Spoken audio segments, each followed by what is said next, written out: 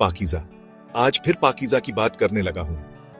काफी दिनों से पाकीज़ा का एक सीन मेरी आंखों के आगे चलता है। इस सीन में साहब जान को गुलाबी महल में पहली बार लाया जाता है।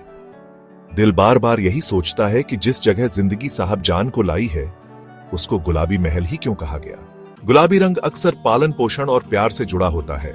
माना जाता है कि गुलाबी रंग का लोगों पर शांत प्रभाव पड़ता है और आक्रामकता और आक्रोश की भावनाओं को कम करने में मदद करने के लिए रंग चिकित्सा में इसका उपयोग किया जाता है। गुलाबी रंग के हल्के रंगों को अक्सर सुखदायक और आरामदायक माना जाता है।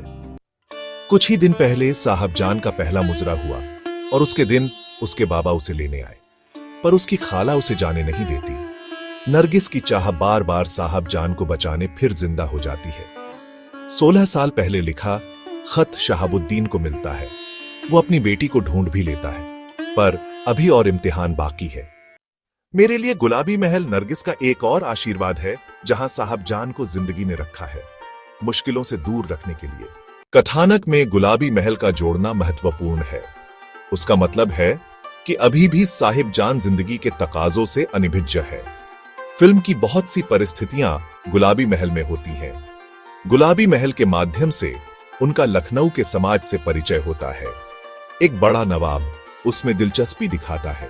वो साहब जान को पहली बार गुलाबी महल से ले जाता है। नवाब की मौत हो जाती है। साहब जान सलीम से पहली बार मिलती है, पर जबरन वापस लाई जाती है। वो अभी भी मासूम है, इसलिए गुलाबी महल में फिर से आती है। वहीं पर जब उसका सौदा किया जाता है तो साहिब जान की गुलाबी महल से एक बार और रुखसती होती है और इसके बाद फिर लौट नहीं पाती। जिंदगी से वो रूबरू होती जाती है। हकीकत जिंदगी की जान के उसकी मासूमियत जाती रहती है। फिर वो कभी गुलाबी महल नहीं लौटती। उसके बाद जब वो लौटती है तो अपनी मां के कोठे पे। तब तक वो अपनी मासूमियत और भोलापन खो चुकी है।